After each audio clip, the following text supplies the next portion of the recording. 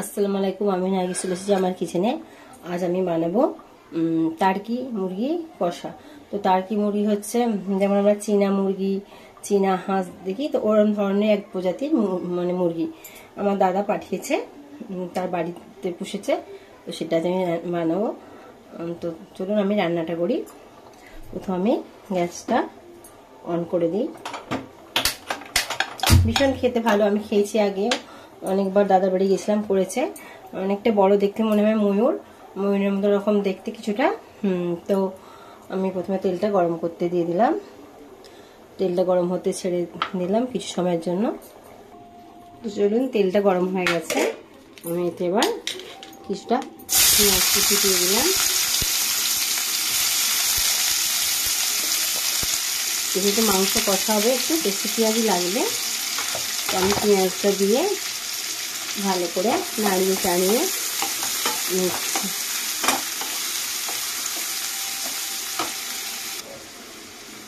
তো পেঁয়াজটা একটু লাল করে নিলাম, নিয়ে এবার এসে দিয়ে দেব সব মশলা, আরও একটু অল্প সামান্য লাল করে নেব।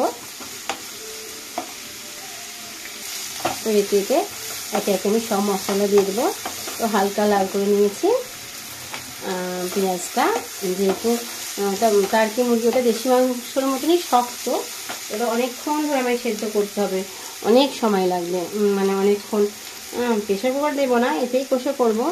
তো দেখুন এক এক করে মশলা, আদা বাটা আমি 2 চামচের মতো দিয়ে দিলাম, 2 চামচের একটু বেশি আদা বাটা দিলাম। এটাকেও নাড়িয়ে নিচ্ছি, এটাকে ভালো করে নাড়িয়ে নিচ্ছি। এর মধ্যে দিয়ে দেবো একটু কাশ্মীরি লঙ্কার গুঁড়ো, কালার হওয়ার জন্য আমি দিয়ে দিচ্ছি একটু কাশ্মীরি লঙ্কার গুঁড়ো। আর দিয়ে দেবো আমি হলুদের গুঁড়ো। কাঁচা লঙ্কাটা আমার বাড়িতে নেই, তাই দিতে পারছি না। কাঁচা লঙ্কা নাহলে তো আমার রান্না করেই ঠিকঠাক হয় না। তো কী করা যাবে, বাড়িতে লোক না থাকলে যা হয়।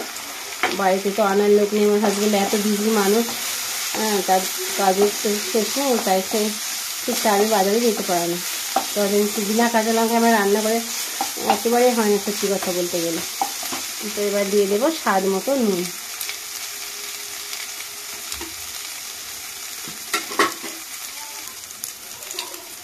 দিয়ে দেবো স্বাদ মতো নুন।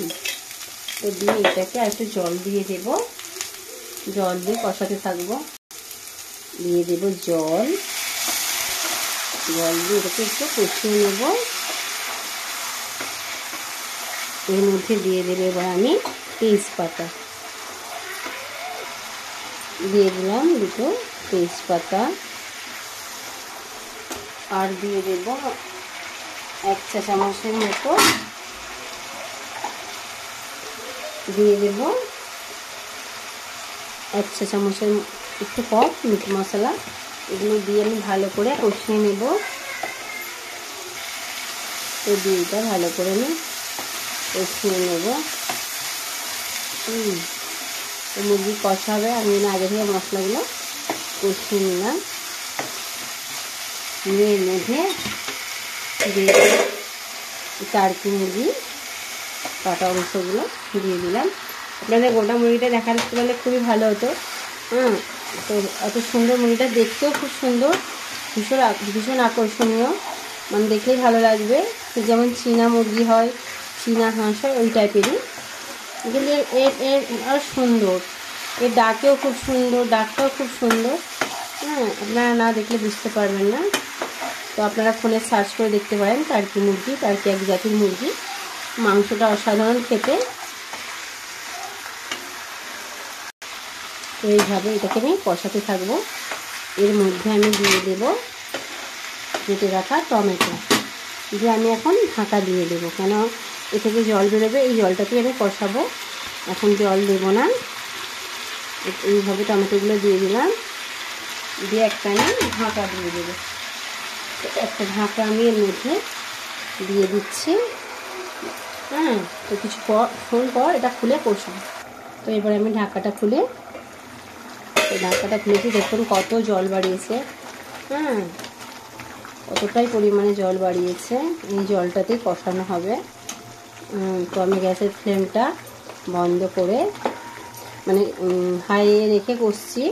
তো এটা সেদ্ধ করার জন্য, এটা ভীষণ শক্ত মাংস, এটাকে মানে সেদ্ধ প্রেশার কুকারে করলেই ভালো হয়, কিন্তু প্রেশার কুকারে করবো না। এতেই গ্যাসটা কমিয়ে বারে বারে কষে কষে এই মাংসটাকে আমি রান্না করব।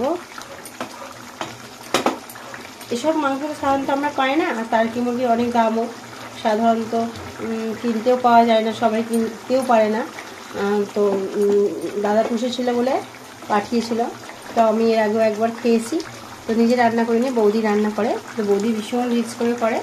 আমাদের বাড়িতে বয়স্ক বাচ্চা আছে বলে না, আমি বেশি রিচ করছি না, হালকার মধ্যেই করছি, দেখলেন তো আপনারা। তো আমি আবারও ঢাকা দিয়ে দেবো, ঢাকা দিয়ে এটা সেদ্ধ হতে দেবো। তারপরে আমি কষে মানে মাংসটা কষিয়ে নেব। এখন এটা জল আছে, এটা মানে ঢাকা দিয়ে রাখলাম, আবারও কিছু সময় ঢাকা দিয়ে দেবো সেদ্ধ হওয়ার জন্য। মানে একবার খুলবো, কষাবো, আবার একবার ঢাকা দিতে মাংসটা সেদ্ধ হয়ে যাবে, কষানোটাও ভালো হবে। তো এখন আমি ঢাকা দিয়ে দিলাম, এবার ঢাকাটা খুলে এবার কষাবো। দেখুন অনেকটাই জল বাড়িয়ে গেছে, হ্যাঁ প্রায় কষা হয়ে এসছে। তো অনেকটা জল বাড়িয়েছে, ওই জলে আমি আস্তে আস্তে অল্প অল্প ঢাকা দিয়ে আমি এটা করছি।